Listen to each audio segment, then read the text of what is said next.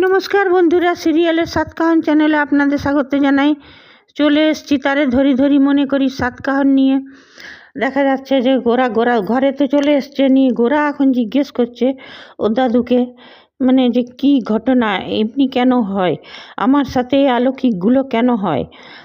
ওর দাদুকে বলছে যে দাদু, যখনই আমি দেখি আমার কিছু বিপদ আসে কিছু, তো ওই ত্রিলোকদর্শী সাধুদের আমি দেখতে পাই। তখন তুমি কখনো দেখেছো? তো দাদু বললো যে হ্যাঁ, আমিও একবার দেখেছিলাম। বললো দাদু, তুমি অনেক কথা জানো, তুমি কি জানো বলো। তখন বলছে দেখো দাদু ভাই, আমি একবার দেখেছিলাম ওনাদেরকে। তখন বলছে দাদু ভাই, ওনারা বিপদের সংকেত তো বলে দেন মহাপ্রভু, কিন্তু বিপদটা আটকান না কেন? তখন বলছে যে দাদু ভাই, ওনারা খালি পথ দেখান, ওনারা মার্গদর্শী, কিন্তু হ্যাঁ তোমাকেই সেই পথটা বেছে নিতে হবে, তোমাকেই ওনারা আগের থেকে সাবধান করতে আসেন, আর সেটা বুঝে নিয়ে তোমাকেই নিজের মানে এক কথায় বলা যায় যে নিজের লড়াই নিজেই লড়তে হবে। মানে ত্রিকালদর্শী সাধুরা তোমার মার্গদর্শন করতে পারে, রাস্তা দেখাতে পারেন, কিন্তু লড়াইটা নিজেকেই লড়তে হয়, এটাই দেখাচ্ছে। মহাপ্রভু অলৌকিক ক্ষমতা দিয়েছেন ঠিকই, কিন্তু লড়াইটা গোরাকেই করতে হবে। সে যাই হোক, তারপর বললো যে কি নিয়ে ওর দাদু সেই বললো যে দেখো, ফুল দেবদাসী আর মুরারি মোহনের গল্প, এই কাব্যটা আছে, মানে ফুল মুরারির মহাকাব্য আছে এই গল্পটাতে। তো যখন ত্রিকালদর্শী সাধুরা যখন আমার সঙ্গে দেখা হয়েছিল, তখন আমি এই কাব্যটার কথাও শুনেছিলাম, আর ওনারা তখন বলেছিলেন যে তোমার 30 বছর বয়সে একটা খুব বৈরাগ্য আসবে, তো তারপরে আবার ঠিক হবে।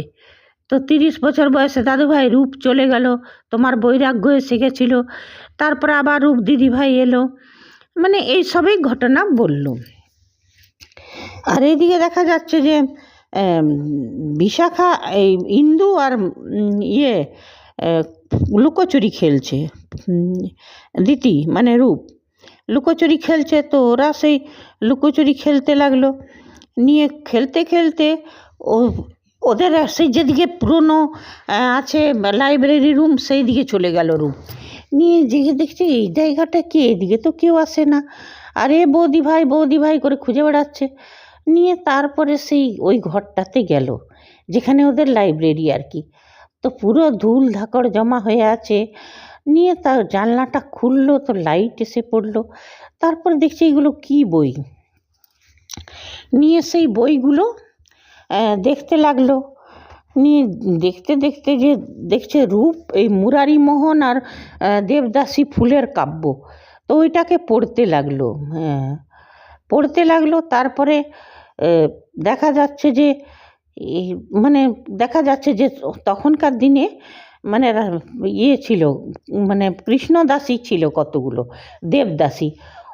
ওরা নিজেকে কৃষ্ণ প্রেমেই উৎসর্গ করেছিল, ওরা দেবদাসী ছিল কৃষ্ণ প্রেমে, ওদের মানুষের সঙ্গে প্রেম করা ওদের নিষিদ্ধ ছিল। নিয়ে সেই একটা ফুল দেবদাসী ছিল, ফুল দেবদাসী সে সব সময় মানে নিজেকে কৃষ্ণ পায়েই উৎসর্গ করেছিল, ওদের ওইটাই ভবিতব্য।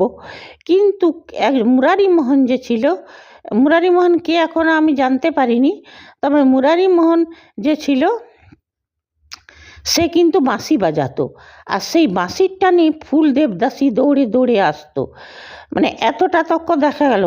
কিন্তু ওদের দুজনার ফুল দেবদাসী একটা ফোঁকর দিয়ে দেখবার চেষ্টা করলো, একটা ছোট্ট মতন ছিল, ফোঁকর ছিল, সেইটা দিয়ে দেখবার চেষ্টা করছিল যে এটা কে বাঁশি বাজাচ্ছে।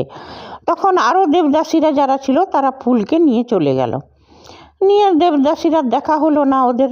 আর মুরারি মোহনও ঘুরে তাকাতে যাচ্ছিল, ওদের 4 চোখ মিলে যেত, কিন্তু হলো না সেটা। এতটাই পড়লো যা করতে, রূপ মানে দিতি পড়ছিল, আর তখনই মানে চলে এলো ওই ইন্দু, ধাপ্পা বৌদি ভাই নিয়ে। তারপরে ওরা বলছে বৌদি ভাই তুমি এখানে কি করছো, চলো আমার ভয় লাগছে। বলছে হ্যাঁ চলো। নিয়ে তারপর বলছে এই গল্পটার ইন্টারেস্টিং, দিদির তো এসবের খুব মন, এসব দিয়ে গল্প। বললো ঠিক আছে চলো কাল পড়বো। নিয়ে ওইখানেই বইটাকে মুড়ে নিয়ে রেখে দিয়ে চলে গেল। নিয়ে তারপরে ওরা সেই জানলা মানে ব্যালকনিতে দাঁড়িয়ে আছে। এইদিকে কুন্তলিনী মনে মনে করছে আজ তোকে তো মেরেই ফেলবো আমি, এইখান থেকে ধাক্কা দেবো, নিচে পড়বি আর মরে যাবি। এইসব ধাক্কা দিয়েছে, পড়েছে, মরে গেছে, এইসব চিন্তা করছে। আর সেই সময় ইন্দু চলে এসছে। তখন যেমনি ঘাড় ঘুরে তাকিয়েছে তো দেখছে কুন্তলিনী। তখন দিদি বলছে, মানে দিতিরূপী রূপরূপী দিদি বলছে যে এই তুমি আমার ঘাড়ের কাছে কি করছো? যেখানে দেখি সেইখানেই আমার ঘাড়ের কাছে তুমি কি করছো? তখন বলছে যে তুমি একদম একটা মহা বদমাস মেয়ে। নিয়ে ওকে বকতে লাগলো। বলছে যে তুমি যখনই আমি, বলছে যে না দিদি কি বলছিস তুই? বলছে আমার মনে হচ্ছে যে তুমি চাও না আমি এই বাড়িতে থাকি। যখনই কোনো বিপদ কাটিয়ে যখন আমি ফিরে আসি তখন তুমি চমকে চমকে ওঠো। তোমার কিসের প্রবলেম বলো তো? আমি এই বাড়িতে থাকলে তোমার কিসের অসুবিধা? না না দিদি তুই ভুল বুঝছিস। এমনি বলছে একদম মিথ্যা কথা বলবে না, তুমি একদম মিথ্যেবাদী মেয়ে। হ্যাঁ। নিয়ে তারপরে বলছে না দিদি তুই ভুল বলছিস। নিয়ে কোনো রকমে পালিয়ে বেঁচেছে কুন্তলিনী। আসলে দিদি তো কথাগুলো ঠিকই বলেছে। আর এদিকে দেখা যাচ্ছে যে ওই গোরার যে দাদা আর কি, বড় দাদা, সে এখন ওই লাইব্রেরিতে গেছে। ও কি করে লাইব্রেরি থেকে পুরনো কি বইগুলো পুঁথিগুলো চুরি করে করে আর বিক্রি করে। এগুলো বিদেশে ওই পুঁথিগুলোর অনেক দাম, কেন কি ভারতের প্রাচীন সভ্যতা নিয়ে লেখা ঐতিহাসিক পুঁথি, ওইগুলোর অনেক দাম। তো ওরা ডলারে বিক্রি হয়। ও কি করে দুটো তিনটে করে নিয়ে, বলে একসঙ্গে সব ঝেড়ে দিলে তো যা ধরা পড়ে যাবে, সেই জন্য দুটো তিনটে করে নিয়ে যেয়ে আর ভালো দামে বিক্রি করে।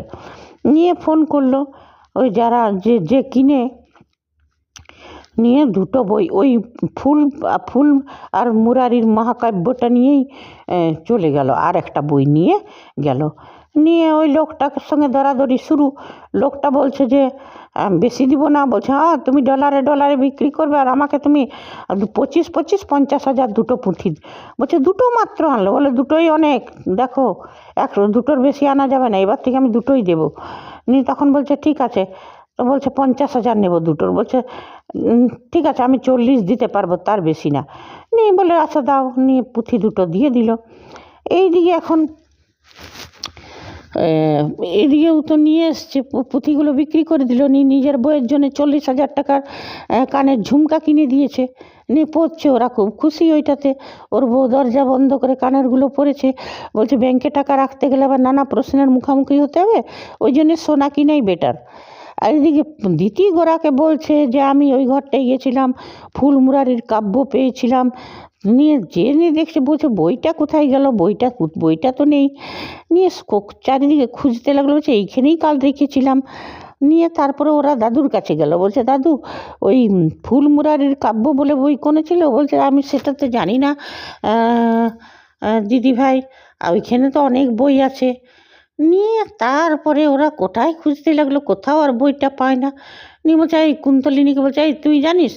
তারপর বলছে না না এ জানবে কি করে দিদি, এর অবশ্য এ তো বই টই নিয়ে তেমন পড়তে দেখি না, এর এইসবের নিয়ে মাথা নাই, খালি ফালতু সব, খালি আলতু ফালতু বুদ্ধি এর। নিয়ে তারপর বলে আচ্ছা চলো তো সেজতি দিদি আর বড়দার ঘরে যায়, দাদা বৌদির ঘরে। ওদের ঘরে গিয়েছে, দরজা টকটক করেছে, খুলেছে তো দেখছে সোনার কানের পরে আসছে। তো বলছে তোমরা? বলছে হ্যাঁ বইটা দেখতে এসছি, একটা বই ফুল মুরারি কাব্য বলে একটা বই তোমাদের ঘরে আছে কি? বলছে আমাদের ঘরে কি করে বই থাকবে? বলছে না ভাবছি যদি তোমরা, না আমি তো ওই ঘরে যাই না, আমার ঘরে কী করে, তোমরা কি মনে করছো আমি কি বইটা চুরি করে বিক্রি করে দিয়েছি? ওর বউ টিপছে চোখ। হ্যাঁ। নিয়ে ওর কানের সোনার বড় বড় ঝোলানো দুলগুলো দেখলো। নিয়ে তারপর যা তো আমার ঘরে এসব বই টই নেই, যা যা যা। নিয়ে তারপর ওদেরকে বের করে দিল ওর বড় দাদাটা। নিয়ে ওরা চলে গেল। নিয়ে খাবার টেবিলে সব খেতে বসছে, নিয়ে সবাই খেতে বসছে, রূপও বসছে। বলছে কাকিমা আমাকে দিয়ে দাও। বলছে হ্যাঁ। নিয়ে তারপরে ওই এসছে। নিয়ে ওই দাদাটা নিয়ে বলছে যদি কী দেখছো, খেতে দাও, খ্যাঁক খ্যাঁক করে। বলছে এই বড় দাদা আজ খ্যাঁক খ্যাঁক কেন করছে ভাই বেশি? তারপর বলছে কি হয় না হয় এদের রুমটাতেই বইটা আছে। নিয়ে পরে রূপ এখন বললো কাকিমা আমার একটু কেমন যেন মাথা ব্যথা করছে, আমি পরে খাবো। ভাবছে মিয়া বিবি তো এইখানেই আছে, তো যাই এদের রুমটা সার্চ করি। নিয়ে রূপ চলে গেছে। নিয়ে রূপ কিন্তু বুঝে গেছে যে বই চুরি করে বিক্রি করে এরাই মনে হয়। তারপরে খোঁজাখুঁজি শুরু করে দিয়েছে ওদের রুমটাই, ওই সেজতীদের রুমটাই। নিয়ে তারপরে খোঁজাখুঁজি শুরু করেছে। নিয়ে পরে ওই বড় দাদা বলছে, এই যা, আমি ওষুধটাই খেতে ভুলে গেলাম, যা সেজে তুই ওষুধটাই নিয়ে এসো। আর যেমনি সেজতি এসছে ওষুধটা নিয়ে, তখন তাড়াতাড়ি রূপ লুকিয়ে গেছে টেবিলের নিচে। বলছে ভাগ্যিস এই মহিলা ধপ ধপ করে চলে, আগে জানতে পারলাম। তারপরে সেজতি ওষুধ নিয়ে চলে গেছে। তারপর খুঁজাখুঁজি করতে যেয়ে একটা পেলো, একটা বিল পেলো। দেখছি এ তো সোনার দোকানের বিল, আজকেরই কেনা, 40,000 টাকার বিল। কই সেটা তো সেজদি বললো না। আর এদিকে সেজতি যখন কানেরগুলো বিশাখা দেখছিল, বলছে বড় বৌদি, তুমি একটা বড় বড় ঝোলানো দুল পরেছিলে না, এখন দেখছি অন্য। বলছে কই না তো, তোমার ভুল দেখেছো, অমনি তো আমার কোনো দুল নেই। এই নিয়ে তখন কিন্তু পাক্কা হয়ে গেল যে এই নিশ্চয়ই কিছু তো একটা ব্যাপার আছে। আর বোরা তো বলেই ছিল দিতিকে যে এইসব বইগুলো বিদেশে খুব চাহিদা, ভারতের প্রাচীন ইতিহাস তো, ওরা ডলারে অনেক ডলার দাম ওঠে। তখন ও নিশ্চিত হয়ে গেল যে এই বিক্রি করছে আর এই করছে, এই বড় দাদাটা এই কাজ করে। নিয়ে তারপরে সেটা তো হলো আজকের সিরিয়ালের, মানে আজকের এপিসোডের। এবার দেখলাম প্রমোতে নেক্সট এপিসোডে দেখব যে সেজতিকে সত্যি কথা কবুল করবে ও। কী করবে, রূপ দিতি মহাপ্রভুর বেগ ধরবে আর ওকে ভয় খাওয়াবে, তখন সেজতি সব সত্যি কথাটা ফাঁস করে দেবে রূপের কাছে। ঠিক আছে বন্ধুরা, আজ এতটাই। তবে হ্যাঁ, গল্পটা খুব ইন্টারেস্টিং। তবে হ্যাঁ, ফুল আর মুরারি মোহনের কাব্যটা তো দেখতে ভালোই লাগবে, আর ভালোই লাগছে। তবে হ্যাঁ, এখানে পুলস্তর কি ভূমিকা ছিল এখনো পর্যন্ত, যতক্ষণ না এবার দিতি বইটা পড়বে, পুলস্তর ভূমিকাটা তো আমরা জানতে পারবো না। ঠিক আছে বন্ধুরা, আজ এতটাই। আবার চলে আসবো কালকের এপিসোড নিয়ে। তারে ধরি মনে করি। লাইক করবেন, সাবস্ক্রাইব করবেন। ধন্যবাদ, বাই।